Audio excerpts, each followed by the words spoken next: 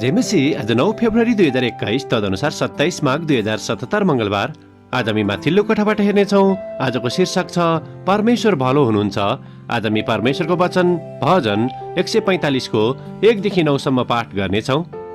हे परमेश्वर मेरा राजा, म तपाईको नाउँ उच्च पार्दछु। म तपाईको नाउँको सदा सर्वदा प्रशंसा गर्नेछु। प्रतिदिन म तपाईको प्रशंसा गर्नेछु र सदा सर्वदा म तपाईको नाउँको स्तुति गर्नेछु। परमप्रभु महान हुनुहुन्छ र प्रशंसाको अति योग्य र उहाँको महानता अगम छ। एक पुस्ताले अर्को पुस्तालाई तपाईको कार्यको प्रशंसा गर्नेछ।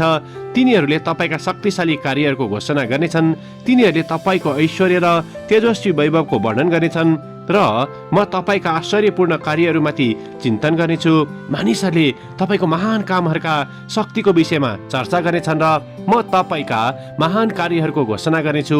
तिनीहरूले तपाईको प्रचुर भलाइमा आनन्द मनाउनेछन् र तपाईका धार्मिकताको जय जयकार गर्नेछन्। परमप्रभु अनुग्रही र टिठालु हुनुहुन्छ, क्रोध गर्नमा ढिलो र अति करुणामय हुनुहुन्छ।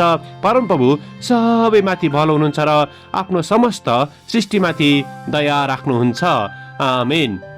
भजन 145 को 9 लाई लेखक यहाँ जोड दिनुहुन्छ। परमप्रभु सबैमाथि भलो हुनुहुन्छ, आफ्नो समस्त सृष्टिमाथि दया राख्नुहुन्छ। आमेन। लेखक आफ्नो अनुभव र विचारलाई यहाँ यसरी प्रस्तुत गर्नुहुन्छ।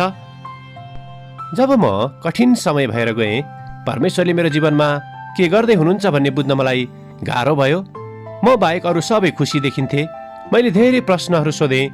परमेश्वरले किन मेरो प्रार्थनाको उत्तर दिनुहुन्न? जब म परमेश्वरको निम्ति जिरहेछु भने तब किन अरूको मात्र हृदयको चाहना पूरा हुन्छन्? किन परमेश्वर मलाई प्रेम गर्नुहुन्न? अरूहरूले परमेश्वरको निम्ति त्यस्तो के विशेष गरेका छन् कि परमेश्वर उनीहरूप्रति मात्र यति भलो हुनुभएको छ? मैले यो विश्वास गर्न सुरु गरेँ कि परमेश्वरले मलाई प्रेम गर्नुहुन्न र म कुण्ठाले परिँदै र निराश हुँदै गएँ। मेरो जीवनमा भएका परमेश्वरका असलपनको र उहाँले दिनुभएका आशिषहरूको पहिचान गर्न मलाई धेरै वर्ष लाग्यो। जब कुराहरू मैले चाहेको ढङ्गमा नभइरहँदा मैले यो देख्न थालेँ कि परमेश्वर अझै पनि भलाइको निम्ति नै काम गर्दै हुनुहुन्छ। अन्ततः मैले परमेश्वरमा भरोसा गर्न थालेँ र यो बुझ्न थालेँ कि परमेश्वरले हामी प्रत्येकलाई फरक फरक तरिकामा भलाइ गर्नुहुन्छ। हामी यो बुझ्न नसकौँला कि हामीलाई किन खराब कुराहरू गर्दछन्, अथवा हामीले मागेका कुरा र हामीलाई आवश्यक छ जस्तो लागेका कुराहरू किन परमेश्वरले हामीलाई दिनुहुन्न। जब हामी परमेश्वरको भलाइबारे प्रश्न गर्छौँ, हाम्रा आशिषहरूबारे विचार गर्न हामी रोकिन सक्छौँ। यो अभ्यासले हामीलाई परमेश्वर हामीप्रति कति भलो हुनुहुन्छ र सधैँ भलो हुनुहुनेछ भन्ने महसुस गर्न सहायता गर्न सक्छ। आमेन। आजको विचार, परमेश्वर मेरो जीवनको निम्ति असल थोकहरू चाहना गर्नुहुन्छ। प्रार्थना, प्यारो परमेश्वर, हामी प्रतिको तपाईको असलपन देख्न हाम्रा आँखाहरू खोलिदिनुहोस्, येशूको नाउँमा। आमेन।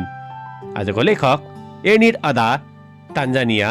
आजको प्रार्थनाको विषय, परमेश्वरले बिर्सिनु भयो कि भनेर सोच्ने विश्वासीहरूको निम्ति।